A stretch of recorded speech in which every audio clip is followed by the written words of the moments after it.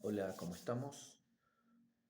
Como lo prometido es deuda, como ya venimos viendo eh, el tema de la constitución del canon, de cómo la historia del canon se fue dando, después vimos también el problema sinóptico, esos tres evangelios que se pueden leer en paralelo, que es el evangelio de Mateo, Marcos y Lucas. Y bueno, vamos a arrancar a un poco a explicar el primer evangelio, aunque en la Biblia, el evangelio que siempre aparece primero es Mateo, pero como ya hicimos en la aclaración en el problema sinóptico, que el evangelio más antiguo es el evangelio de Marcos, vamos a arrancar explicando el evangelio de Marcos. No, se cree que es el primer evangelio escrito, según los biblistas, y que se habría compuesto aproximadamente en el año 65 de la era cristiana. Y justamente la tradición se lo adjudica a Juan Marcos, que aparece justamente en Hechos de los Apóstoles 12:12, ¿no? Pareciera que es un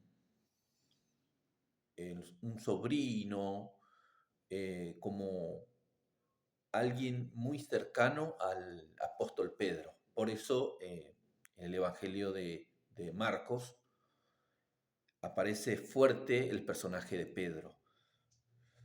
Y que escribiría desde Roma, ¿no?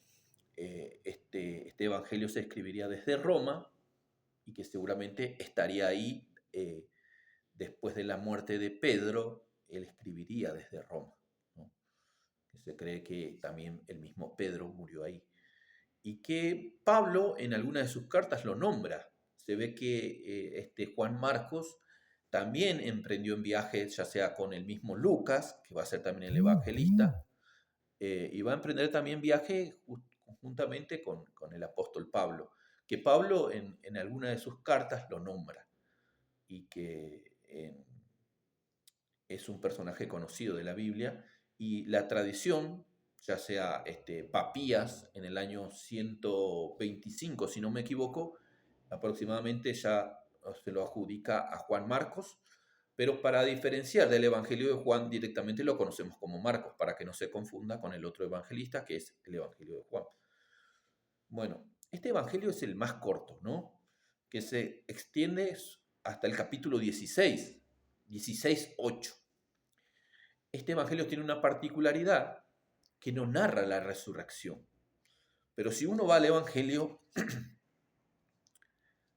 narra la resurrección un tanto cortita, pero en manuscritos antiguos, los estudiosos biblistas se dieron cuenta de que este evangelio tuvo su final en el 16:8 y que el escrito que aparece a partir del versículo 9 es un añadido. Como el evangelio termina tan abruptamente, era necesario este agregado porque lo central del evangelio es también la resurrección. Y como es el evangelio más primitivo, se ve que quedó ahí, digamos, cortado el evangelio, y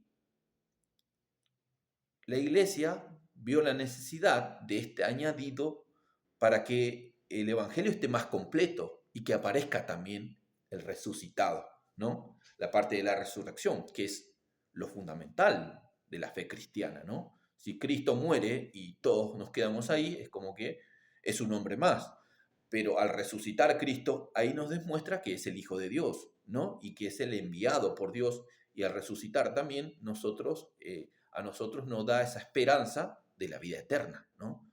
Al resucitar, dice el mismo San Pablo, no tendría sentido si Cristo no resucitara, porque nuestra fe está puesta en la resurrección de Cristo.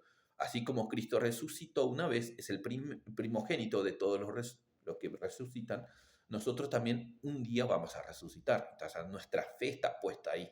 Entonces, este añadido del Evangelio de Marcos era necesario, ¿no? De poner esto porque eh, en el 16:8 aparece donde las mujeres huyen del sepulcro como asustados, asustada, ¿no? Y no aparece la escena de la resurrección.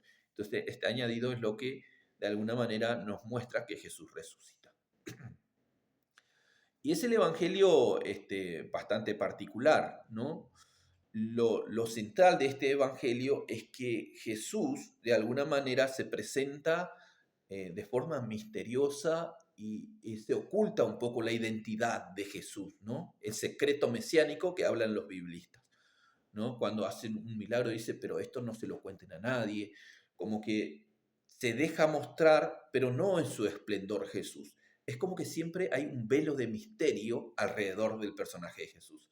Sabemos que es el primer evangelio también, y al ser el primero escrito, es como que también la teología fue entendiendo paulatinamente también a Jesús.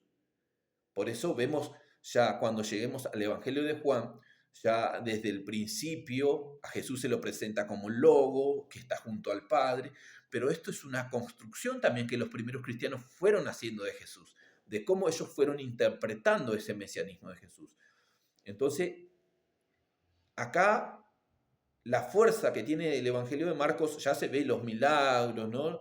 Que corroboran el mesianismo de Jesús, pero no está todavía tan fuerte la divinidad, ¿no? Entonces, esto a medida que va transcurriendo también en la etapa de los primeros cristianos, se va a ir en ascenso esta comprensión de que Jesús es el Hijo de Dios, ¿no?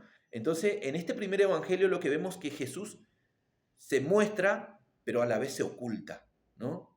No se muestra plenamente. Entonces, siempre que, por ejemplo, el domingo pasado que leímos el Evangelio de Marcos, la resurrección de la hija de Jairo, justamente dice, pero esto no se lo cuenten a nadie, ¿no? Que quede como un secreto. Entonces, como que Jesús se deja ver, pero a la vez no se quiere revelar.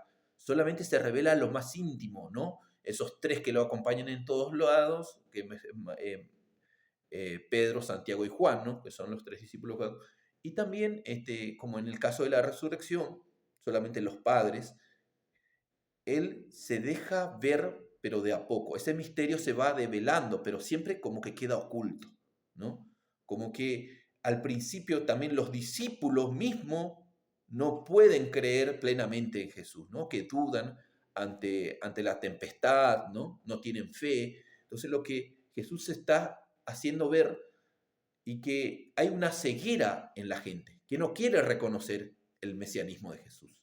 Bueno, esto es como una introducción de cómo se da este primer evangelio que se escribió aproximadamente en el año 65 desde Roma y se lo adjudica a Juan Marcos, que es un interlocutor directo de Pedro. Seguramente escribió todo lo que Pedro le iba contando y este evangelio se escribió después de la muerte del apóstol Pedro en Roma.